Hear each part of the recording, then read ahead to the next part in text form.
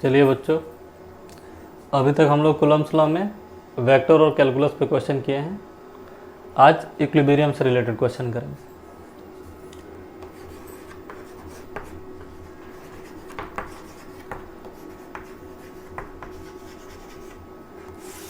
तो इक्विलिब्रियम से related question करने से पहले हम लोग को मालूम होना चाहिए कि इसकी कंडीशन क्या है, रिक्वायरमेंट क्या है। तो हमें मालूम है कि इक्विलिब्रियम में नेट फोर्स क्या होता है, 0 होना चाहिए। कोई भी बॉडी है, कोई भी पार्टिकल है, उस पर नेट फोर्स 0 होना चाहिए। और इसके साथ साथ नेट टॉर्क भी 0 होना चाहिए। अब कूलम्ब्स लॉ में हम लोग जनरली डील करते हैं कॉन्करेंट फोर्स से, सारे फोर्स एक पॉइंट से ही पास होते हैं, तो इसका यूज हम लोग नहीं करेंगे। अगर फोर्स एक पॉइंट पर ना लगती तो हो सकता है हम लोग टॉर्क का यूज़ करते। अगर रोटेशन से रिलेटेड कुछ क्वेश्चन आ जाएंगे तब ये कंडीशन यूज होगा। फिलहाल के लिए हमें बस क्या यूज़ करना है, नेट फोर्स 0 होना चाहिए। आगे चले कोई ऐसा सवाल भी किया जाएगा जिसमें नेट टॉर्क की भी ज़रूरत होगी। इम्पॉर्टेंट बात यह है कि अगर फोर्स केवल एक ही पॉइंट से पास हो रही है, या तो आ रही है या तो जा रही है, तो टॉर्क की रिक्वायरमेंट यहाँ पे है नहीं, क्योंकि परपेंडिकुलर डिस्टेंस कुछ है नहीं। Torque about this point always 0। तो हम पहला क्वेश्चन जो करेंगे इक्विलिब्रियम में वो फिक्स्ड चार्ज सिस्टम के लिए करेंगे।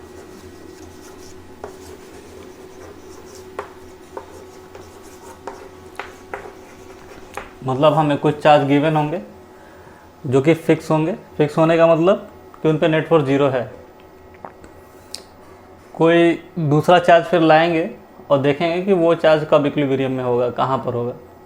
तो फिक्स्ड चार्ज सिस्टम में जनरली जो क्वेश्चन बनता है वो लोकेशन से रिलेटेड बनता है, कि जो हम अदर चार्ज ला रहे हैं, थर्ड चार्ज ला रहे हैं, या जो भी चार्ज ला रहे हैं वो किस जगह पे इक्विलिब्रियम में होगा। तो आइए इस कंसेप्ट को समझा जाए। मान लेते हैं यहाँ पे कोई चार्ज है Q, और यहाँ पर भी चार्ज है ये Q। इसके बीच की दूरी कितनी है, R। और ये दोनों चार्ज कैसे हैं, फिक्स हैं। ये भी फिक्स है।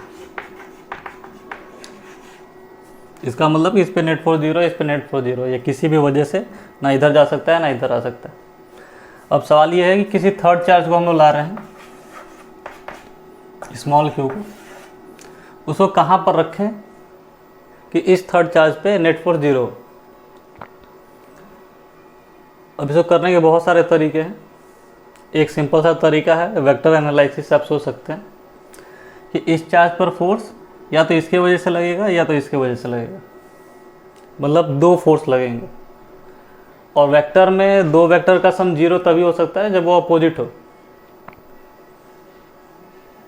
इसका मतलब ये चार्ज कहीं रख नहीं सकते हम लोग इस लाइन के अलोंग को छोड़ के। ये बात अगर आपको नहीं समझ में आ रही है तो मैं समझा दे रहा हूँ। अगर ये चार्ज को मैं यहाँ पर ला के रखा तो इसके वजह से फोर्स इधर होगा, इसके वजह से फोर्स इधर होगा, नेट फोर्स इधर होगा, तो ये इक्विलिब्रियम में नहीं हो सकता। इस चार्ज को अगर यहाँ पे ला के रखें, इसके वजह से फोर्स इधर होगा, इसके वजह से फोर्स इधर होगा, ये इक्विलिब्रियम में नहीं हो सकता। यहाँ पर ला के रख के देख लेते हैं, इसके वजह से फोर्स इधर होगा और इसके वजह से फोर्स इधर होगा। यहाँ पे भी इक्विलिब्रियम में कंडीशन नहीं। इसके वजह से फोर्स इधर होगा और इस चार्ज की वजह से भी फोर्स इधर होगा। यहाँ पे इक्विलिब्रियम कंडीशन है। कहीं बीच में ला के रख के देख लेते हैं, तो इसके वजह से फोर्स इधर होगा, इसके वजह से फोर्स इधर होगा। तो यही हम लोग डिस्कस अभी कर रहे थे कि 2 वेक्टर को अगर 0 होना है तो वो वेक्टर को अपोजिट ही होना पड़ेगा। उसी कंडीशन में ये वेक्टर इसे सब्ट्रैक्ट होगा। अब इसका मैग्नीट्यूड अगर इसके बराबर है तो नेट फोर्स 0 हो जाएगा। तो याद रखने वाली क्या बात है, कि अगर 2 कोई फिक्स चार्ज है और हम थर्ड चार्ज को ला रहे हैं तो उसको कहाँ पर रखेंगे, लाइन ज्वाइनिंग के अलोंग रखेंगे। अच्छा, तो मैं इसको थोड़ा रब कर लेता हूँ, इस कंडीशन को हटा देता हूँ।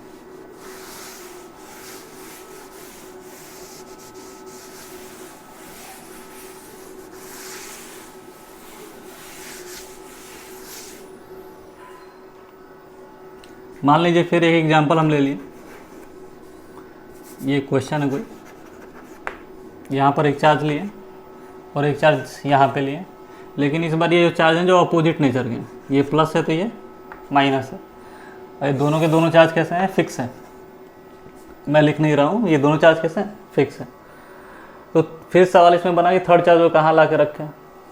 तो अब हम लोग यहाँ रख के चेक नहीं करेंगे, क्योंकि हमें मालूम है कि लाइन ज्वाइनिंग के अलॉन्ग ही रखना पड़ेगा उस चार्ज को, क्योंकि उस चार्ज पे दो फोर्स लग रहे हैं और दोनों फोर्स अपोजिट ही होने चाहिए। तो बीच में अगर कहीं रखता मैं, तो इस पे इसके वजह से फोर्स इधर होता है, इसके वजह से फोर्स इधर होता है, मतलब यहाँ पे इक्विलिब्रियम में नहीं हो सकता। इधर कहीं रखने पे इसके वजह से फोर्स इधर होता और इसके वजह से फोर्स इधर होता, यहाँ कहीं पॉसिबिलिटी होती। अच्छा, यहाँ पे कहीं रखते तो इसके वजह से फोर्स इधर लगता और नेगेटिव वाले की वजह से फोर्स इधर लगता। मतलब ये दो जगह हो सकते हैं, उन दो जगह में से भी कोई एक ही जगह होगा। वो डिपेंड कर रहा है कि इस चार्ज पर फोर्स किसके वजह से ज़्यादा या कम लग रहा है। ठीक है, चलिए इसके आगे एक और पॉइंट देख लेते हैं। अगर एक चार्ज क्यों लिए, फिर ये क्यों लिए, जो पहला एग्जाम्पल हम लोग लिए थे उसी से रिलेटेड है। ये दोनों चार्ज फिक्स हैं। अब जिस मैं चार्ज को ला रहा हूँ, मैं आपसे ये नहीं बताया था कि वो चार्ज कैसा है, पॉजिटिव है या नेगेटिव है। मान लेते हैं कि अगर जो मैं थर्ड चार्ज ला रहा हूँ स्मॉल क्यू, वो पॉजिटिव है, तो क्या होता, इसके वजह से फोर्स इधर होता है, इसके वजह से फोर्स इधर होता। ठीक है, नेट फोर्स 0 होने की पॉसिबिलिटी है। अगर ये चार्ज पॉजिटिव की जगह क्या हो जाता है, चार्ज नेगेटिव अगर लाता मैं, ध्यान से देखिए, तो इसको ये चार्ज अपनी तरफ अट्रैक्ट करता है, इसको भी अपनी तरफ अट्रैक्ट करता है। ठीक है, यानी यहाँ से हम लोग क्या सीखें, जो हम लोग थर्ड चार्ज ला रहे हैं वो किस नेचर का है इस बात पर डिपेंड नहीं कर रहा है, पॉजिटिव लाएं या नेगेटिव लाएं, उससे कोई मतलब नहीं है इस चार्ज के लिए, क्योंकि ये चार्ज ऑलरेडी फिक्स है। बीच में रहेगा तो अट्रैक्शन की वजह से भी नेट फोर्स 0 होगा, रिपल्सन की वजह से। ये बात ध्यान रखनी। एक चीज़ और इसमें देख लेते हैं। अब मैं जो थर्ड चार्ज ला रहा हूँ वो Q की जगह 2Q कर दे रहा हूँ, इसके वजह से फोर्स इधर ही होगा, इसके वजह से फोर्स इधर ही होगा। हाँ, ये फिक्स है तो नेट फोर्स इस पर हमेशा 0 ही होना है। तो ये नहीं है कि इसका मैग्नीट्यूड बढ़ाएंगे तो इस पर फोर्स बढ़ेगा तो ये इधर कहीं शिफ्ट कर जाएगा। 2Q कर लें, 10Q कर लें, 100Q कर लें, अभी भी कंडीशन सेम ही, और इसके लिए तो हमको कोई डिस्कस ही नहीं करना। इसका मतलब इक्विलिब्रियम में क्वेश्चन करने के लिए हमको कौन सी बात का ध्यान रखना पड़ेगा, वो मैं पॉइंट वाइज लिख दे रहा हूँ, फिर उस पर न्यूमेरिकल करेंगे।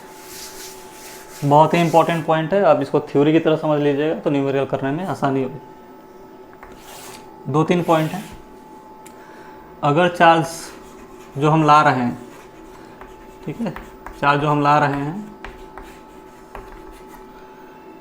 उनका नेचर सेम है, मतलब जो फिक्स चार्ज है हमारा, या तो दोनों पॉजिटिव हैं या तो दोनों नेगेटिव।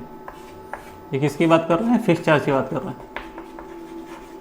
तो जो थर्ड चार्ज हम लाएंगे, थर्ड चार्ज जो लाएंगे उसको कहाँ पर रखना होगा, कहाँ पर रखना होगा, इन बिटवीन देम, बीच में, उन दोनों चार्ज के बीच में रखना होगा। याद होगा आपको, एक चार्ज यहाँ लिए थे, एक चार्ज लिए थे, ये दोनों सेम नेचर के थे, तो थर्ड चार्ज को कहाँ पे रखेंगे, ये यहाँ पे कहीं रखेंगे। इसके वजह से फोर्स इधर होगा, इसके वजह से फोर्स इधर होगा। इसको नेगेटिव कर लेंगे तब भी कंडीशन यही होगी। अगर चार्जेज अपोजिट नेचर के हैं, एक पॉजिटिव है एक नेगेटिव है, तब केस क्या होगा, इसको कैपिटल Q मान लेते हैं, यहाँ पे कुछ 3Q ले लेते हैं, एक को नेगेटिव ले लेते हैं, एक को पॉजिटिव ले लेते हैं। चार्ज को कहाँ रखेंगे, तो हमें याद था कि बीच में तो रखना नहीं है, या तो इधर या तो इधर। अब खुद का कॉमन सेंस क्या कहता है, चार्ज को इधर रखें कि इधर रखें, तो ये ध्यान दीजिए।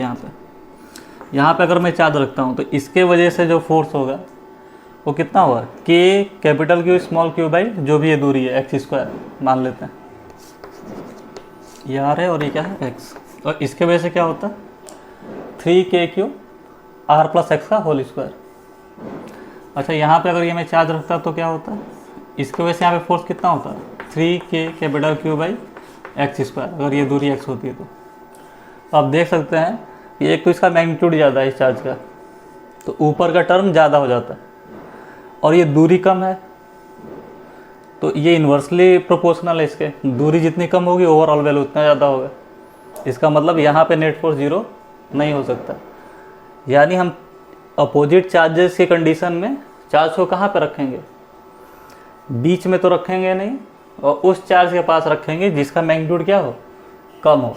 इस बात का ध्यान रखना, ये बहुत टफ कोई टॉपिक नहीं है, आप लॉजिकली सोच सकते हैं। इसके वजह से यहाँ पे जो फोर्स होगा उसके ऊपर का मैग्नीट्यूड ज़्यादा होगा, लेकिन ये डिस्टेंस बड़ी हो जाएगी तो ओवरऑल कंपनसेट हो जाएगा। ठीक है, तो जो सेकंड पॉइंट है उसमें क्या है, अपोजिट नेचर के चार्ज होंगे, तो जो थर्ड चार्ज हम लोग लाएंगे वो किसके पास रखेंगे, उस चार्ज के पास रखेंगे जिसका मैग्नीट्यूड कम होगा, जिसका मैग्नीट्यूड कम होगा, और बीच में नहीं रखना है, और बीच में नहीं रखेंगे।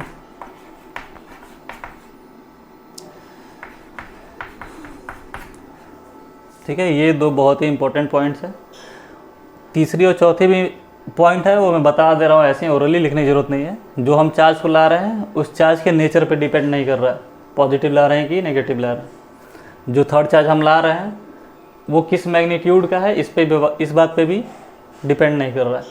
ठीक है, मतलब फिक्स चार्ज सिस्टम में क्वेश्चन जनरली किसका बनता है कि चार्ज को कहाँ पर रखना है, लोकेशन का बनता है। अब आइए इस पर हम लोग कुछ न्यूमेरिकल कर लेते हैं।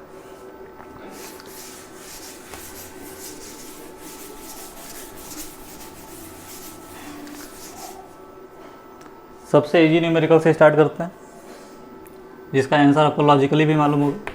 ये कैपिटल Q है, ये भी कैपिटल Q, ये दोनों चार्ज फिक्स हैं, थर्ड चार्ज को ला के रखना है। तो जब ये दोनों चार्ज का मैग्नीट्यूड सेम है तो जाहिर सी बात है कि बीच में ही नेट फोर्स 0 होगा जिस चार्ज को ला कर रखेंगे। हमें न्यूमेरिकली सॉल्व करना है तो कैसे करेंगे, कैपिटल Q रख लिए, यहाँ से ये दूरी कितनी हो गई x, तो ये बची हुई दूरी कितनी हो गई r माइनस एक्स। वह मालूम है यहाँ पे कि नेट फोर्स 0 होगा, तो क्या लिख सकते हैं, इस चार्ज की वजह से इस पर फोर्स कितना होगा बाई एक्स स्क्वायर, और इस चार्ज की वजह से इस पर फोर्स कितना होगा r माइनस एक्स का होल स्क्वायर। इससे ये वैल्यू कट जाएगी, स्क्वायर रूट ले लीजिए तो कितना हो जाएगा r माइनस एक्स, और इसे सॉल्व कर लेंगे तो x इक्वल टू कितना आ जाएगा r/2। तो देखने से भी लग रहा था कि ये दोनों का मैग्नीट्यूड सेम है, तो जो थर्ड चार्ज आएगा उसको बीचों बीच ही रखना होगा। ठीक है, आइए इससे रिलेटेड कुछ और सवाल कर लेते हैं।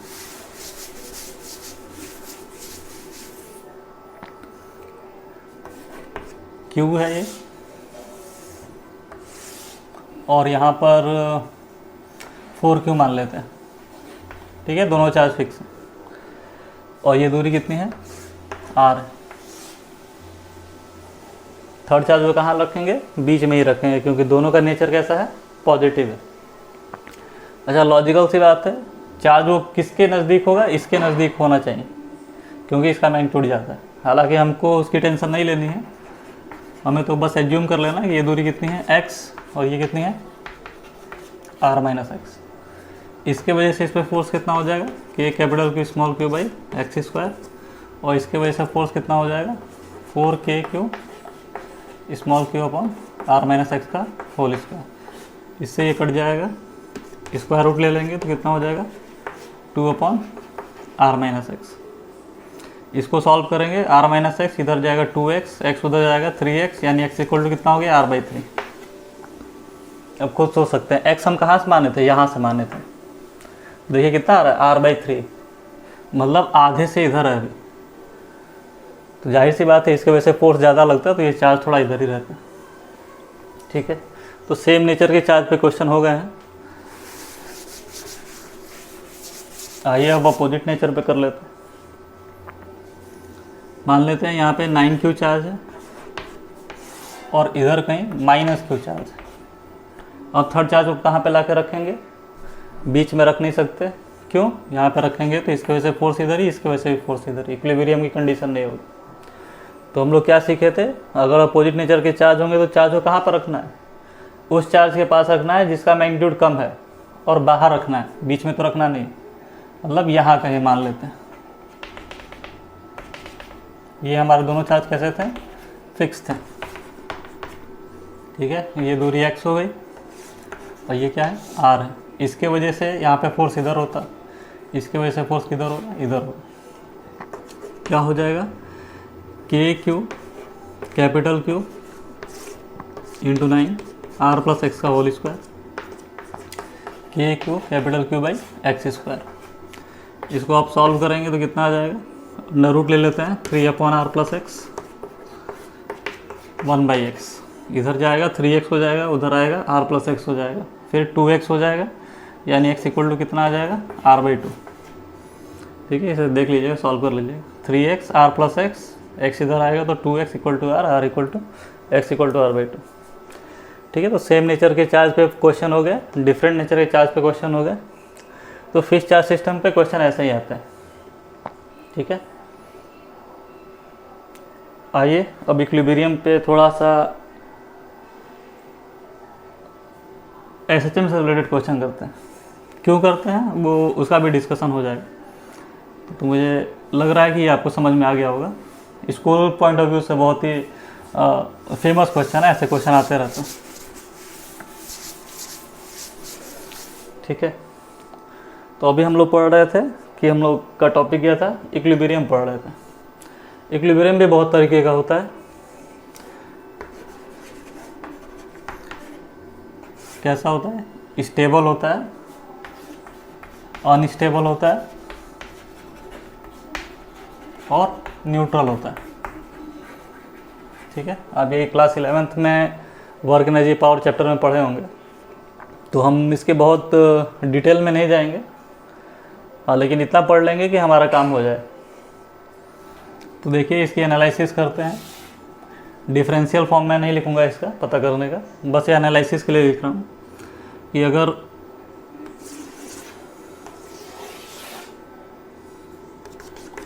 मान लेते हैं कोई एक ऑब्जेक्ट यहाँ पर है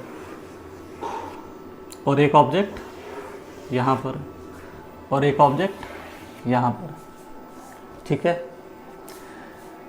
तीनों पर क्या है, तीनों ऑब्जेक्ट हमारे किस में है, इक्विलिब्रियम पे। नेट फोर्स क्या है, 0। इस पे भी नेट फोर्स क्या है, 0। ये तीनों के तीनों इक्विलिब्रियम में। अब हमें पता करना है कि कौन सा बॉडी स्टेबल इक्विलिब्रियम में है, कौन सा अनस्टेबल इक्विलिब्रियम में। ठीक है, उसके लिए हम क्या करेंगे, बॉडी को हल्का सा डिस्प्लेस करेंगे। डिस्प्लेसमेंट बहुत ज़्यादा नहीं होना चाहिए, स्लाइटली डिस्प्लेस करके देखेंगे क्या हो रहा है उसके साथ। तो पहले इसके बारे में डिस्कस कर लेते हैं। अगर इस पार्टिकल को मैं हल्का सा डिस्प्लेस कर दिया, यहाँ पे कहीं, यहाँ पर आ गया मान लीजिए। ठीक है, डिस्प्लेस करना होगा तो मुझे फोर्स लगाना पड़ेगा इधर की तरफ।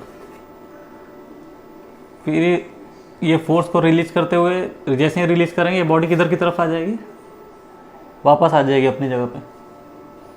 ठीक है, मतलब यहाँ पे एक रिस्टोरिंग टाइप का फोर्स लग रहा होगा। कहने का मतलब है कि यहाँ पे जो भी फोर्स का नेचर होगा वो कैसा होगा, डायरेक्टली प्रोपोर्शनल टू -x होगा। हम पॉजिटिव x की तरफ अगर ले जा रहे हैं तो फोर्स किधर लगेगा, नेगेटिव x की तरफ।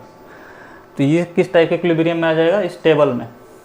स्टेबल इक्विलिब्रियम में क्या होता है, डिस्प्लेसमेंट और फोर्स में जो रिलेशन होता है उल्टा होता है, नेगेटिव होता है।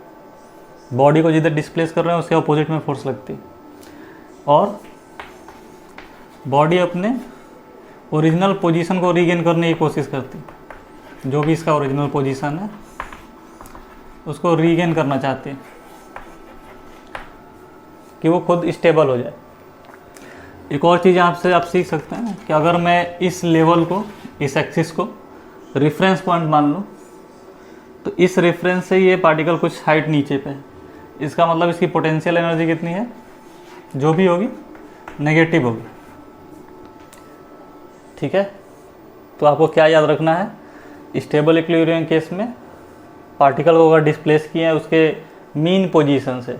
मीन पोजीशन कौन सा पोजीशन होता है, जहाँ पे नेट फोर्स 0 होता है, मतलब उसके इक्विलिब्रियम पोजीशन से अगर डिस्प्लेस किए तो पार्टिकल फिर अपने उस पोजीशन को रीगेन करने की कोशिश करेगी।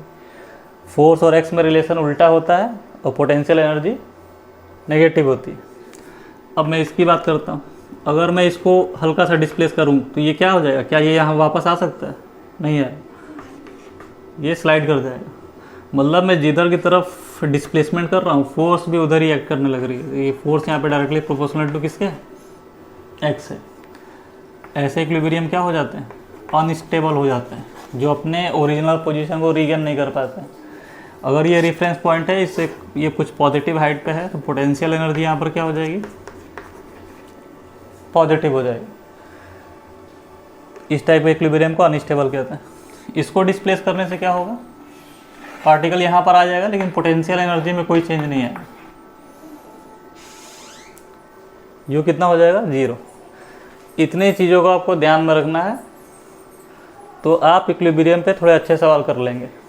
ठीक है, इतना क्यों बता रहा हूँ मैं, क्योंकि अभी मैं सवाल जो कराने वाला हूँ वो सिंपल हार्मोनिक मोशन से रिलेटेड है, और सिंपल हार्मोनिक मोशन में पार्टिकल जो ऑसिलेट करते हैं वो स्टेबल इक्विलिब्रियम में होते हैं। चलिए,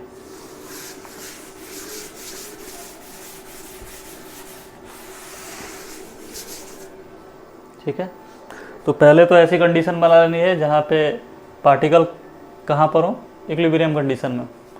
अभी हम लोग इक्विलिब्रियम क्वेश्चन किए हैं। मान लेते हैं यहाँ पर एक चार्ज है कैपिटल Q, यहाँ भी चार्ज है कैपिटल Q। तो अभी हमने देखा था कि जो थर्ड चार्ज होगा वो कहाँ पे, इक्विलिब्रियम में होगा, बीचों बीच यहाँ पर। ठीक है, यहाँ से ये दूरी r मान लेते हैं, ये भी दूरी r मान लेते हैं।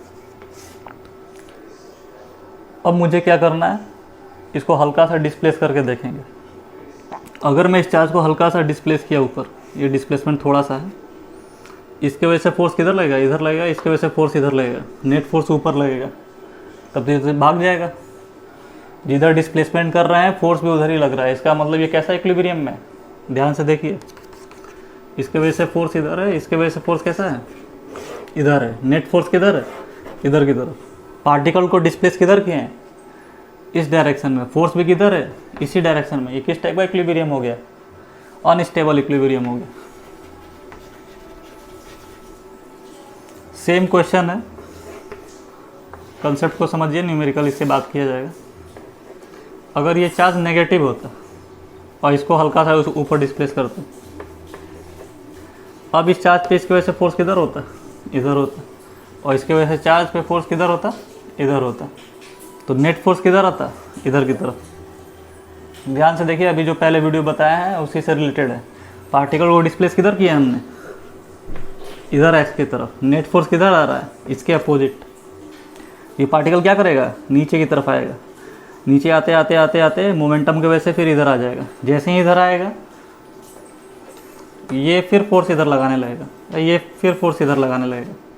तो ये फिर किधर जाएगा, इधर की तरफ। मतलब ऊपर से नीचे आते समय फोर्स और डिस्प्लेसमेंट के बीच में रिलेशन क्या है, अपोजिट है। यानी ये सवाल हमारा एसएचएम का बन सकता है। हाँ, अभी हम ये नहीं कह सकते कि एसएचएम ही कर रहा है, क्योंकि उसके लिए रिक्वायरमेंट होगी। हम ये कह सकते हैं कि ऑसिलेट कर रहा है। ठीक है, एसएचएम कब करेगा, तो आपको 11 का एसएचएम आना चाहिए। याद नहीं है तो फिलहाल के लिए इतना तो आपको मालूम होना चाहिए, जो फोर्स होता है वो डायरेक्टली प्रोपोर्शनल होता है -x के। ये रिलेशन होता है उसका, -kx। अगर x के डायरेक्टली प्रोपोर्शनल है और साइन नेगेटिव है, नेगेटिव मतलब अपोजिट डायरेक्शन में डिस्प्लेसमेंट है, तब वो पार्टिकल क्या कर रही है, एसएचएम कर रही है। पार्टिकल अगर एसएचएम कर रही है तो बहुत सारे फार्मूले होते हैं, वेलोसिटी, एक्सेलरेशन, टाइम पीरियड निकालने के। तो हम उसे नहीं लिख रहे हैं, हम क्वेश्चन टाइम पीरियड में बनाना चाहते हैं। तो टाइम पीरियड का फॉर्मूला क्या होता है, 2π/m/k।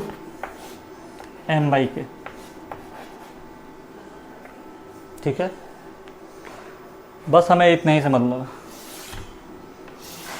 अगर एसएचएम नहीं आता होगा तो फिर कभी उसका वीडियो बनाएंगे। तो क्लास 11 का टॉपिक है, उसको यहाँ पर डिस्कस नहीं कर रहा।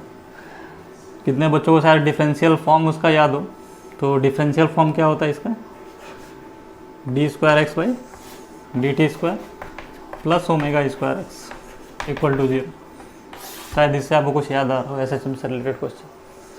तो चलिए इससे रिलेटेड एक क्वेश्चन कर लेते हैं।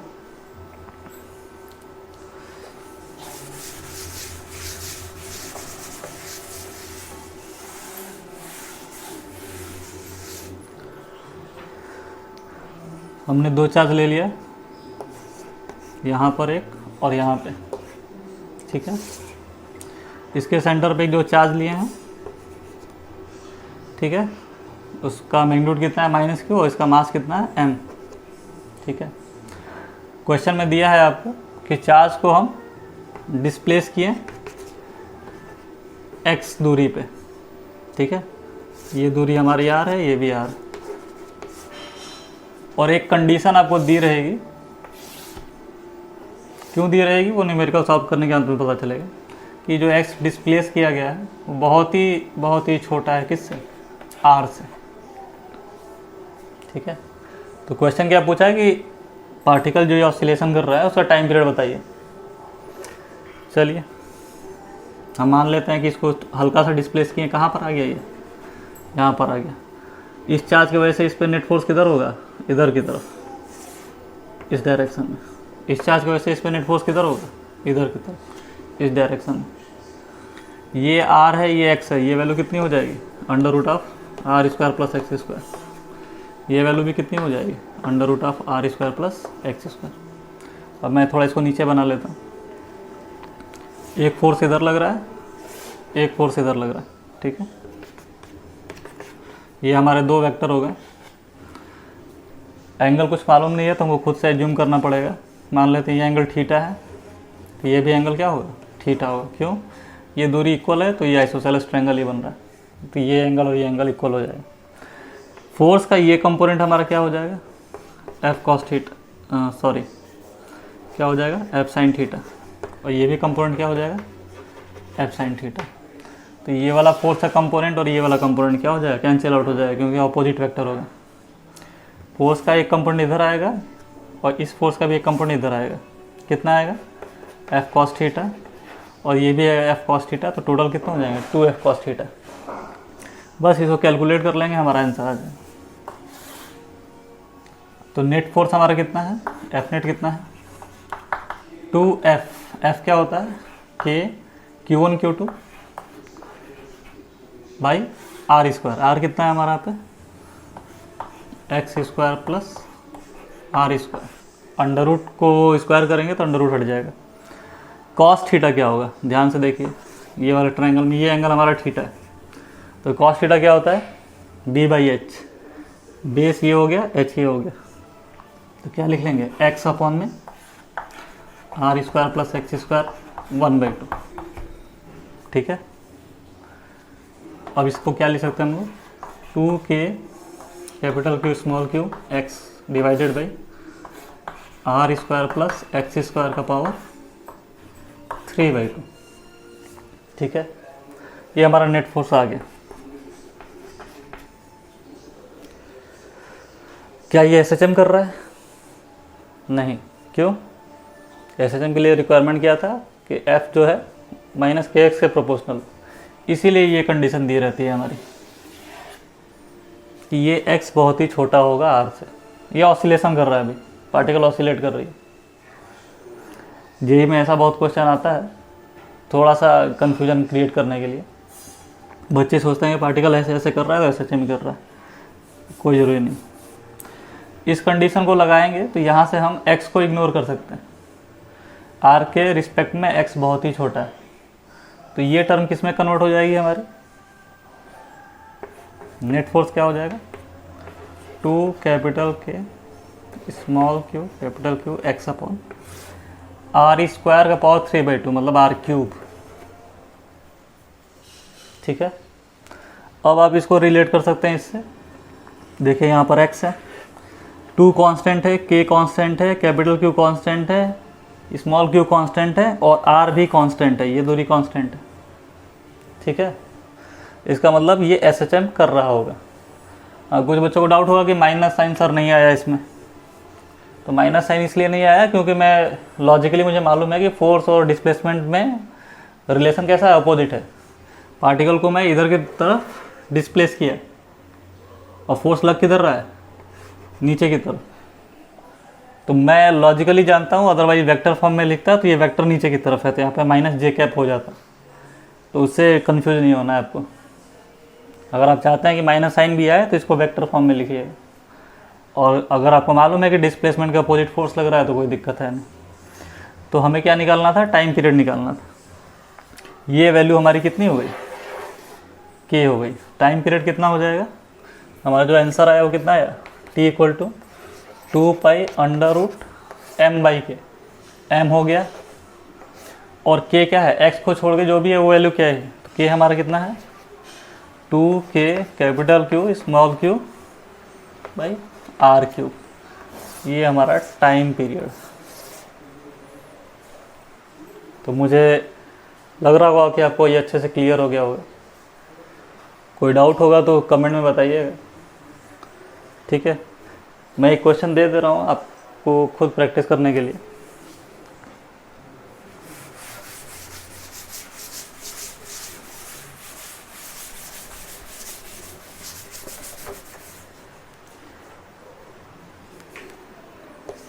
अगर ये क्वेश्चन ऐसे दिया होता, स्टार्टिंग में हमने क्या रखा था, यहाँ पे पॉजिटिव चार्ज रखा था जब बताया था कि अनस्टेबल है, तो पॉजिटिव रख के देख लेते हैं। लेकिन इस बार डिस्प्लेसमेंट हम इधर नहीं करके इधर कर रहे हैं, हल्का सा डिस्प्लेस कर रहे हैं, x, ठीक है। तो मान लीजिए ये चार्ज यहाँ पर आ गया, ये दूरी कम हो गई, ये दूरी आपकी दी हुई है, यहाँ से यहाँ तक r है और यहाँ से यहाँ तक भी r है, यानी ये टोटल दूरी कितनी हो गई, r - x। तो इसके वजह से फोर्स इधर ज़्यादा लगेगा, इसके वजह से कम लगेगा, तो ये पार्टिकल इधर आने लगेगा, यहाँ तक आएगा, नेट फोर्स 0 होगा, फिर इधर आएगा तो ये डोमिनेट करने लगेगा, ये मतलब पार्टिकल फिर ऐसे ऐसे ऑसिलेट करते। मतलब ये भी क्वेश्चन SHM से रिलेटेड बनाया जा सकता है। इसमें गिवन कंडीशन आपको फिर वहीं दी हुई है, x क्या है, बहुत छोटा है r से, और इस जो भी यहाँ पे ऑब्जेक्ट रखा है जिसका मास m है और उस पर चार्ज q है, इसका आपको टाइम पीरियड निकालना है। कोशिश करिएगा, नहीं आएगा तो नेक्स्ट लेक्चर में फिर इसको मैं बताऊंगा, ठीक है। Thank you.